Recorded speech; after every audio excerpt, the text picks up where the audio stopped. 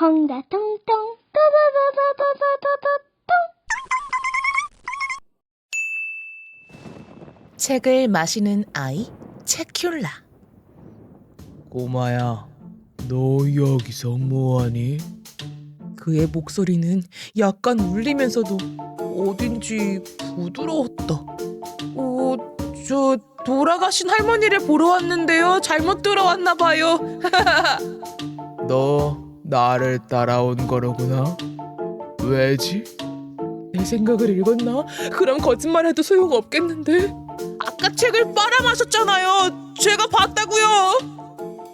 우와, 베베야, 너 옷이 그게 뭐야? 누르 너도 그게 뭐야?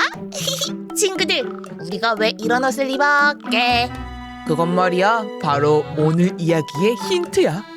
여기는 서점. 서점인데 말이야, 책이 엄청 많은데 이상한 손님도 엄청 많다는 점. 그럼 우리 친구들 함께 이야기 속으로 들어가 볼까? 따라와. 손님이 들어왔다. 이 동네에서 한 번도 본 적이 없는 사람인데 이사를 왔나? 얼굴이 야릇했다.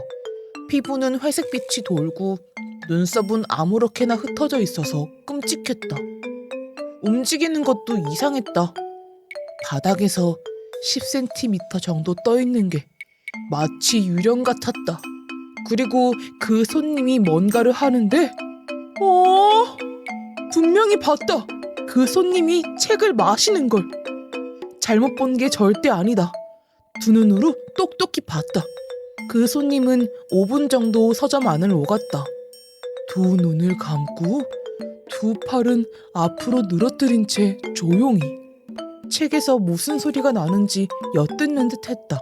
그러다 책 하나를 집었다.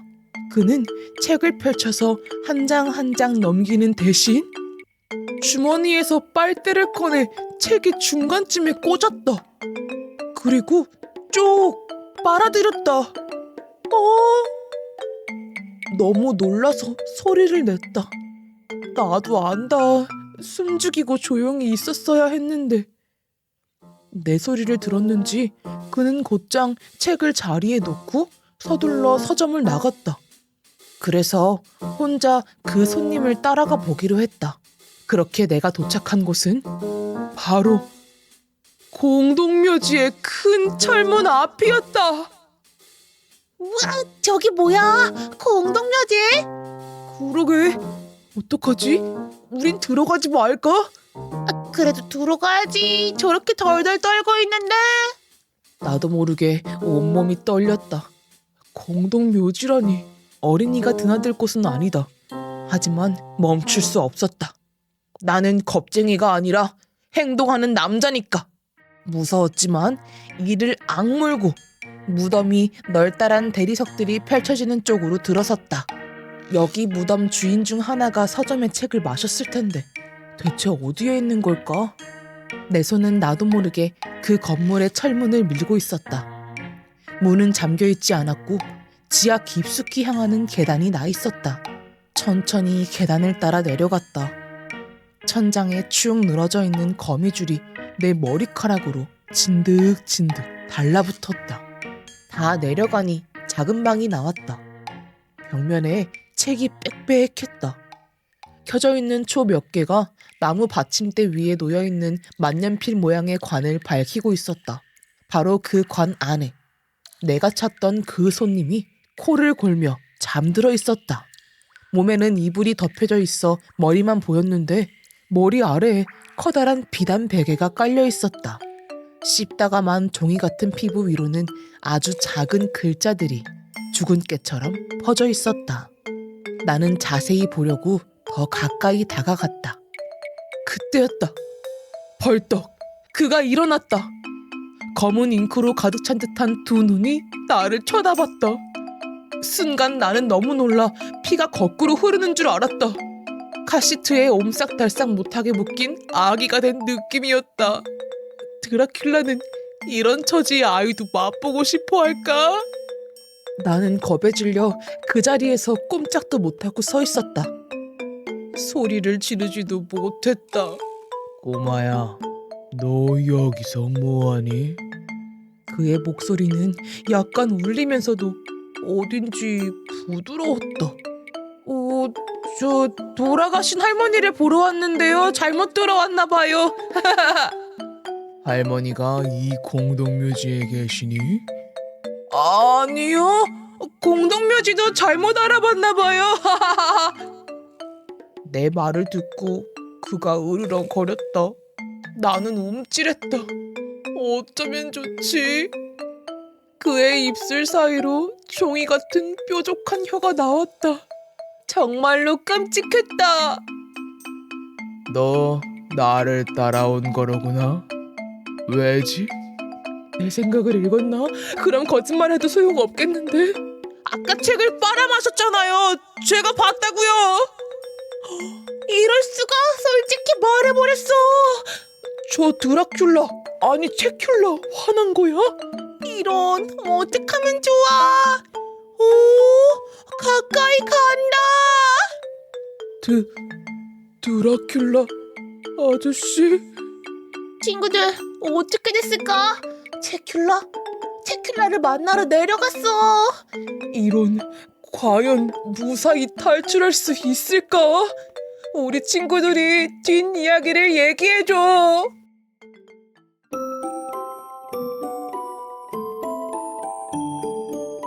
홍대 통통이 잠자리 동화.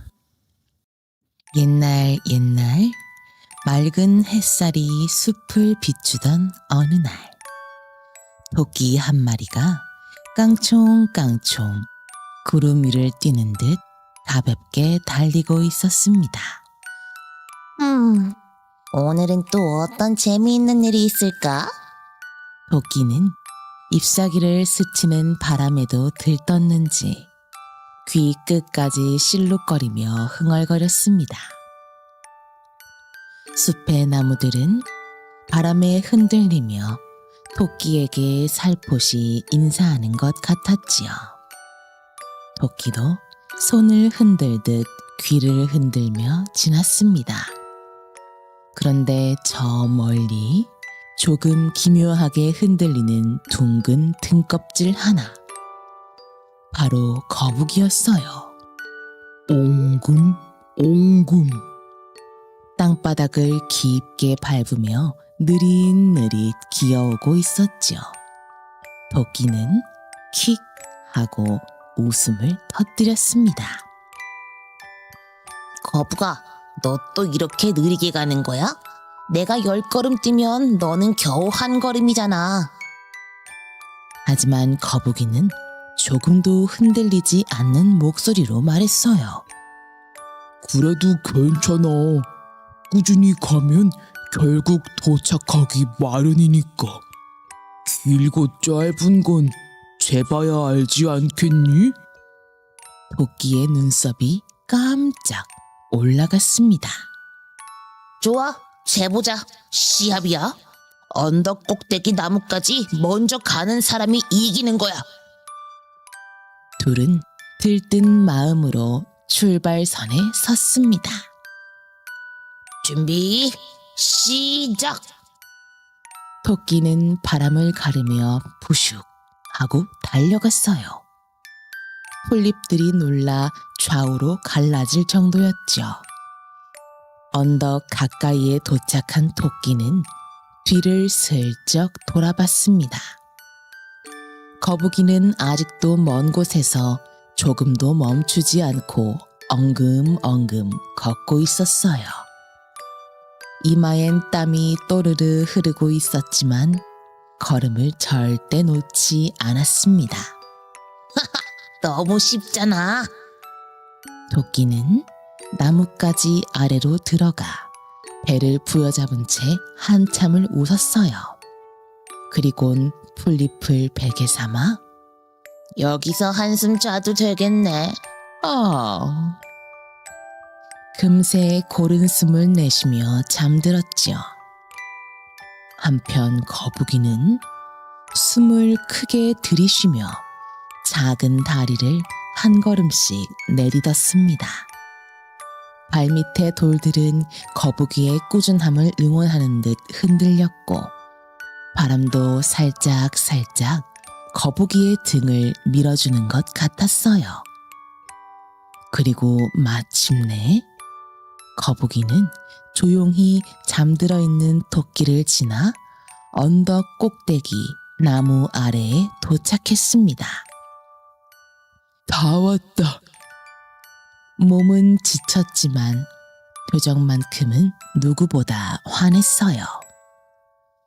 얼마나 시간이 지났을까요? 토끼는 눈을 비비며 벌떡 일어났어요. 너무 잤잖아. 허둥지둥 달려갔지만 이미 늦었죠. 먼저 도착한 거북이는 나무 아래에서 해맑게 웃으며 손을 흔들었어요. 토끼야, 천천히 와도 괜찮아. 나는 그냥 멈추지 않고 왔을 뿐인걸. 토끼는 얼굴이 새빨개졌어요. 거북아, 정말 네가 최고야. 앞으로는 놀리지 않을게. 그 뒤로 둘은 서로의 속도를 인정하며 무척 좋은 친구가 되어 함께 발을 맞추며 숲을 걸어 다녔습니다. 느려도 괜찮아요. 멈추지 않고 걸으면 결국 여러분의 자리까지 도착하게 됩니다.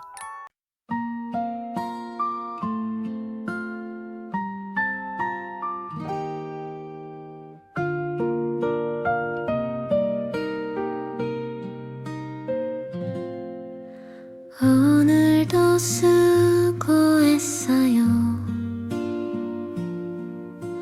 작은 숨결에 꽃이 피고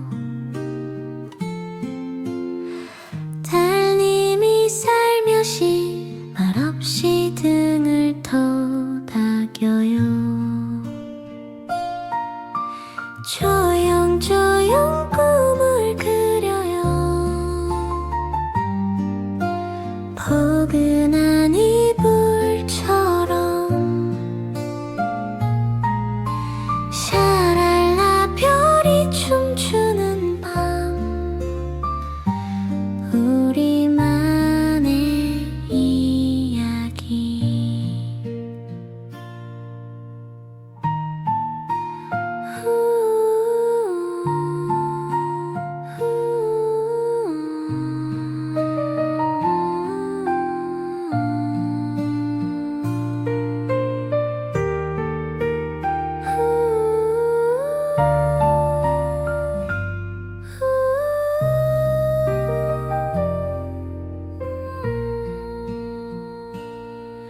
동화 세상 문이 열려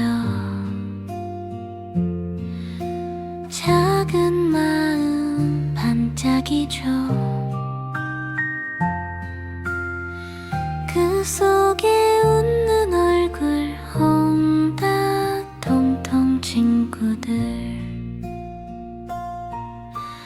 조용조용 꿈을 그려요. 포근한 이불처럼 샤랄라 별이 춤추는 밤 우리만의 이야기 참